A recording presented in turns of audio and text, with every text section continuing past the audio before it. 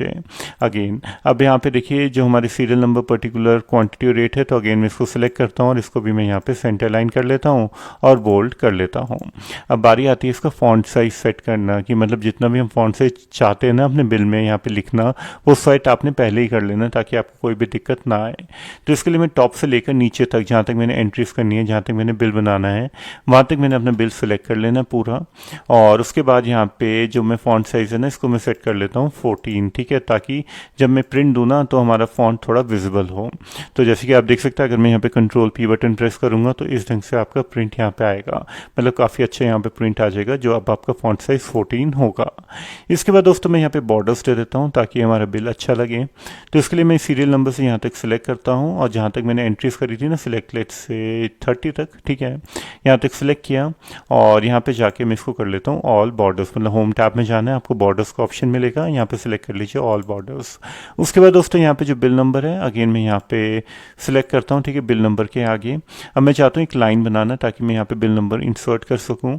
तो इसके लिए अगेन होम टैब में जाना है, बॉर्डर्स में जाना है और नीचे यहाँ पे सिलेक्ट कर लेना है बॉटम बॉर्डर, ठीक है। बॉटम बॉर्डर से क्या होगा ना कि एक लाइन बन जाएगी नीचे और इसकी मदद से आपको पता लगेगा कि यहाँ पे आपने एंट्री करनी है। नेम में भी मैं यहाँ पे बॉटम बॉर्डर इंसर्ट कर लेता हूँ और एड्रेस में मैं क्या करता हूँ, ये पूरा सेल यहाँ पे मर्ज कर लेता हूँ, यहाँ से लेकर यहाँ तक।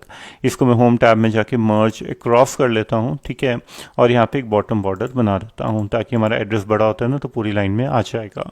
उसके बाद दोस्तों जो डेट है, डेट में भी मैं यहाँ पे क्लिक करके यहाँ पे बॉटम बॉर्डर सिलेक्ट कर लेता हूँ। अब मैं जो हमारी जो हेडिंग है ना टॉप की, इसको मैं थोड़ा सा साइज़ बड़ा कर लेता हूँ, लेट्स से मैं 18 कर लेता हूँ और इसको मैं बोल्ड कर लेता हूँ। और इसका जो ऊपर का कलर है ना, बैकग्राउंड कलर, होम टैब में जाके इसको मैं कर लेता हूँ येलो। और नीचे वाले जो दोनों रोज है, ठीक है, जहाँ पे मैंने एड्रेस और कॉन्टैक्ट नंबर लिखा है, इसका बैकग्राउंड कर लेता हूँ मैं ब्लू, डार्क ब्लू। और जो इसका जो फॉन्ट का कलर है वो मैं चेंज कर लेता हूँ यहाँ से वाइट, ताकि ये विजिबल रहे और इसको भी मैं यहाँ पे बोल्ड कर लेता हूँ। अब जो आता है आपका बिल नंबर, तो बिल नंबर मैं चाहता हूँ थोड़ा विजिबल रहे, हाईलाइट रहे, तो इसको क्लिक करके मैं यहाँ पे इसका कलर कर लेता हूँ येलो, ताकि डिफ्रेंशिएट रहे हमारा बिल नंबर। उसके बाद जो हेडिंग से सीरियल नंबर, इसको भी मैं सिलेक्ट करता हूँ और इसका कलर भी मैं यहाँ पे येलो ही रख लेता हूँ। तो दोस्तों देखिए हमारा यहाँ पे इनवॉइस बन गया है। अब मैं नीचे जाता हूँ, बिल्कुल यहाँ पे देखिए कुछ हेडिंग्स आती है, मतलब जो बॉटम में हम लिखते हैं टोटल वगैरह वो यहाँ पे लिख देंगे। तो सबसे पहले मैं लिख लेता हूँ टोटल और उसके नीचे मैं लिख लेता हूँ टैक्सेस का, ठीक है, SGST लगा देता हूँ, ठीक है, जितना परसेंट भी आपने GST लगाना है। तो अलग अलग स्लैब्स होते हैं GST के, 9%, 5%, 12%, तो अपने अकॉर्डिंगली जैसे भी आइटम्स हो ना उस हिसाब से आपने GST लगा लेना है। अभी के लिए मैं आपको 9% यहाँ पे GST लगा लेता हूँ, SGST। इसके नीचे जाता हूँ और यहाँ पे मैं लगा लेता हूँ CGST, ठीक है, और इसमें भी मैं 9% डिवाइड कर लेता हूँ। उसके बाद दोस्तों मैं नीचे जाता हूँ और यहाँ पे लिख लेता हूँ ग्रैंड टोटल, ओके। उसके बाद दोस्तों मैं यहाँ पे देखिए पूरा जो सेल्स है ना, दोनों सेल्स यहाँ पे इसको सिलेक्ट कर लेता हूँ। सिलेक्ट करने के बाद इसमें भी मैं यहाँ पे ऑल बॉर्डर्स अप्लाई कर लेता हूँ और ये वाले सेल्स है इसको सिलेक्ट करके इसको मैं कर लेता हूँ राइट अलाइन, ठीक है, ताकि ये इस साइड आ जाए। अब आपने एक चीज़ ध्यान रखना है कि इसकी अलाइनमेंट, मतलब जो भी आप सेल टाइप करेंगे आपने कहाँ पर टाइप करना है, सेंटर में, लेफ्ट में, राइट में, वो आपने पहले ही सेट कर लेना है। तो उसके लिए अगेन मैं यहाँ पे देखिए पूरे अपने अगेन पूरा सिलेक्ट कर लेता हूँ अपना पूरा बिल, ठीक है, यहाँ से लेकर यहाँ तक, और जितने भी सेल्स हैं इसको मैं यहाँ पे सेंटर अलाइन कर लेता हूँ ताकि जो भी मैं एंट्री करूँ ना वो सारी सेंटर में ऑटोमेटिकली आ जाए। ये भी मैं सिलेक्ट कर लेता हूँ और इसको भी मैं सेंटर लाइन यहाँ पे कर लेता हूँ, ठीक है, और यहाँ पे मिडल भी कर लेता हूँ, ठीक है, दोनों ही कर ली मैंने, सेंटर और मिडल। अब मैं आपको बताता हूँ कि आपने बिल में एंट्री कैसे करनी है, लेकिन बिल में एंट्री करने से पहले आइए सबसे पहले इसको प्रीव्यू देख लेते हैं कि प्रीव्यू कैसा दिख रहा है। तो जस्ट मैं कंट्रोल P बटन प्रेस करता हूँ तो आप देखेंगे आपका बिल बिल्कुल परफेक्ट आ रहा है, आपको कोई भी दिक्कत नहीं आ रही। लेकिन अगर आपको लगता है ना बिल आपका छोटा आ रहा है या आपकी स्पेस कम है, तो आपकी जो रोज़ की हाइट है ना ये आप एडजस्ट कर सकते हैं। तो ये एडजस्ट करने के लिए जस्ट आप अपनी रोज़ देखिए सारी सेलेक्ट कर लीजिए जहाँ से आपने एडजस्टमेंट करनी है। होम टैब में जाइए और यहाँ पे ऑप्शन मिलेगा फॉर्मेट का, ठीक है, ये वाला आप इस पर क्लिक करिए। क्लिक करने के बाद आपको ऑप्शन मिलेगा रो हाइट का। तो जो भी रो हाइट है ना अभी बाय डिफ़ॉल्ट देखिए 18 है, आप इसको अपने अकॉर्डिंगली कम ज़्यादा यहाँ पे कर सकते हैं। अब दोस्तों अब मैं आपको बताता हूँ कि बिल में एंट्री कैसे करनी है। तो सबसे पहले आता है आपका यहाँ पे बिल नंबर, तो बिल नंबर में एंटर कर लेता हूँ, लेट्स से 101, ठीक है। डेटेड, अब डेटेड में क्या आता है कि मैं चाहता हूँ कि आज की डेट आए, मतलब जिस डे को आप एंट्री कर रहे हैं वो डेट ऑटोमेटिकली आए। तो उसके लिए मैं यहाँ पे टुडे का फंक्शन यूज़ करूँगा। तो बहुत ही सिंपल है, जस्ट आप यहाँ पे लिखिए इक्वल टू और यहाँ पे लिखिए टुडे और उसके बाद यहाँ पे bracket, open bracket, close bracket, enter. तो देखिए आज की डेट आ जाएगी। अभी आपको विजिबल नहीं हो रही तो इसकी मैं थोड़ी एडजस्टमेंट करूँगा कॉलम की, तो इसको मैं थोड़ा सा बड़ा कर लेता हूँ डेट का। तो आप देखेंगे यहाँ पे ये आपकी आज की डेट यहाँ पे डिस्प्ले हो गई है। नेम में कुछ भी लिख लेता हूँ, कंपनी का नाम जिसके नाम पे मैं इशू करना चाह रहा हूँ, लेट्स से मेसर्स बालाजी, ठीक है, लिमिटेड। और एड्रेस में मैं यहाँ पे कंपनी का एड्रेस ले लेता हूँ जिसको मैं यहाँ पे बिल इशू कर रहा हूँ, let's say near bus stand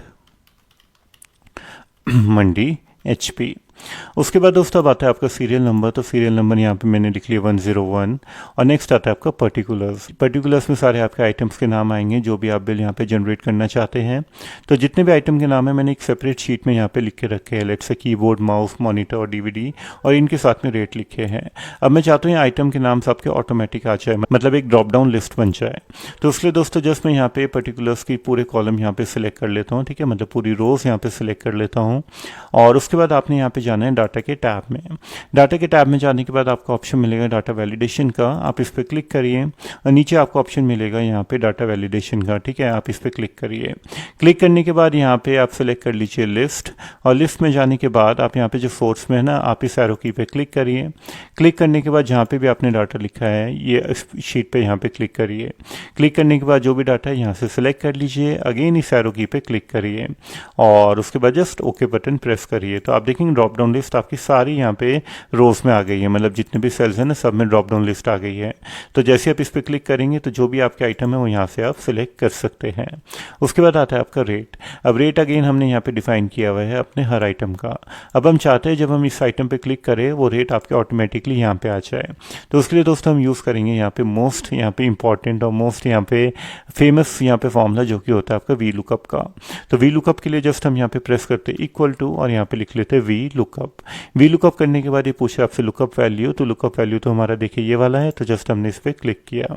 again हम पे कॉमा बटन प्रेस किया। अभी पूछा आपसे टेबल एरे, तो टेबल एरे हमारा शीट 2 में है, तो जस्ट हम शीट 2 पे गए और जो भी हमारा टेबल है ना वो पूरा सेलेक्ट कर लिया।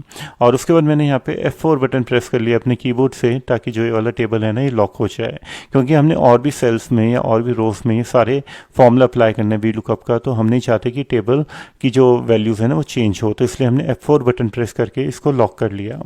उसके बाद दोस्तों अगेन मैं यहाँ पे क्लिक करता हूँ और यहाँ पे करता हूँ कॉमा। अब जो रेट का है कॉलम इंडेक्स नंबर 2 है, तो जस्ट मैंने यहाँ पे 2 लिखा, अगेन कॉमा लिखा और यहाँ पे 0 लिख दिया और ब्रैकेट क्लोज किया, एंटर बटन प्रेस किया, तो आप देखेंगे रेट यहाँ पे आ गया है। उसके बाद पूछ रहा है आपसे क्वांटिटी, तो जो भी आपकी क्वांटिटी है जितना आइटम आपने सोल्ड किया, लेट्स से 8 आइटम, तो मैंने यहाँ पे 8 लिख लिया।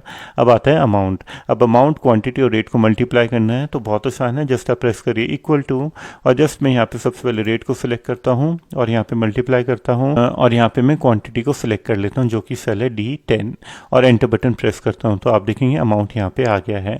अब जब भी देखिए आप वैल्यू चेंज करेंगे कीबोर्ड की जगह माउस, तो देखिए वैल्यू आपकी ऑटोमेटिकली चेंज हो रही है और क्वांटिटी आप अपने अकॉर्डिंगली डाल सकते हैं, तो आपकी वैल्यू भी यहाँ पे अमाउंट जो है वो चेंज हो जाएगा।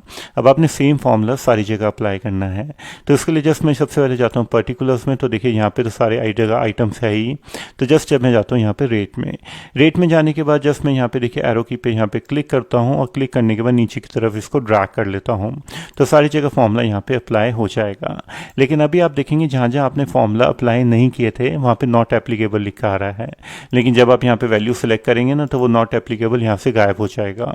तो इसको कैसे ठीक करेंगे, तो इसको ठीक करने के लिए जस्ट हम यहाँ पे देखिए सेल पे क्लिक करेंगे, ठीक है, डबल क्लिक करते हैं, ठीक है, फॉर्मूला आ जाएगा वी लुकअप का।